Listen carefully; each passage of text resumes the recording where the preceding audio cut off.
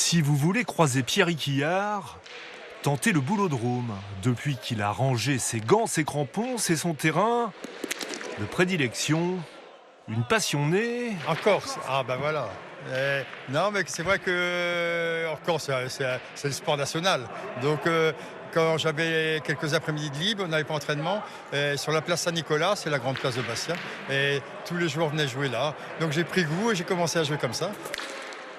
Iquillard débarque en Corse à l'hiver 77-78. Il n'a que 22 ans, il vient du Stade Rennais où il a fait ses classes et gagné notamment la Coupe Gambardella. Mais à Rennes, rien ne va plus. Au fond du trou, en deuxième division, le club n'a plus d'argent pour payer ses joueurs. Rennes a besoin de sous et Bastia d'un nouveau gardien. Bastia m'appelle. L'argent du transfert permettra au club de survivre et de payer les joueurs. Et dans la foulée, 8 jours après, j'étais à Bastia, quoi. Et j'arrivais en pleine Coupe d'Europe. Histoire sympa. Parce qu'à Bastia, c'est donc l'année de l'épopée. En Coupe d'Europe, les Corses enchaînent les qualifications. Le Breton s'est fait une place de titulaire. Gare est bien sorti. Et en demi-finale, face à Zurich, aux côtés des Lacuesta, Larios, Scrimo ou Claude Papy, il décroche le Graal. Il y a 4 mois, j'étais à Rennes. Et là, je suis arrivé à Bastia, j'ai fait les quarts de finale contre Iéna, les demi-finales contre Zurich. Et là, on arrive en finale et c'est vraiment merveilleux. Une épopée qu'un autre Breton, Nicolas Perrac, Bastia, accompagne aussi en chanson. ce coup-ci on y va. Cette coupe on l'aura. On fera tout pour ça. Bastia est sur un nuage, mais la météo va finir par se gâter. La finale se joue en match aller-retour et face au PSV Eindhoven, le jour du match aller, c'est un véritable déluge qui s'abat sur le petit stade de Furiani. On n'est pas des flemmards. C'est pas tous les jours qu'on fait une finale. J'espère que ça va bien se passer malgré la pluie. Quelques trous pour accélérer l'écoulement, sac de sciure pour éponger et bien sûr l'inévitable saut balayette.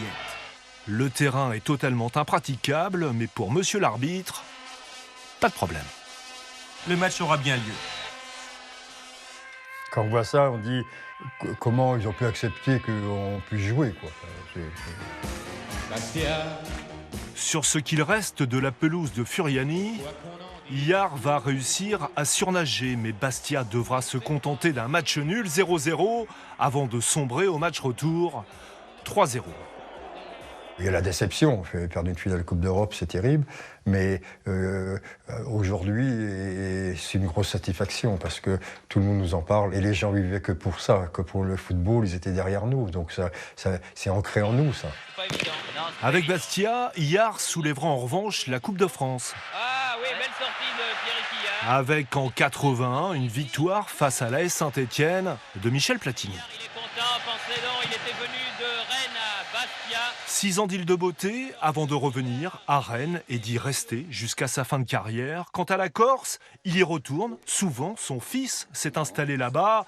Et là-bas, 47 ans après, et même sur un terrain de pétanque, Iquillard ne passe toujours pas inaperçu. Il y a une personne qui vient, il me dit « Excusez-moi, vous n'êtes pas Pierre Iquillard ?» J'ai dit oui. Et il se détourne, il appelle tous ses potes. « Hé les gars, c'est bien Pierre Iquillard, l'épopée de Bastia. » C'était sympa comme tout. En Corse, le Breton fait toujours partie des légendes.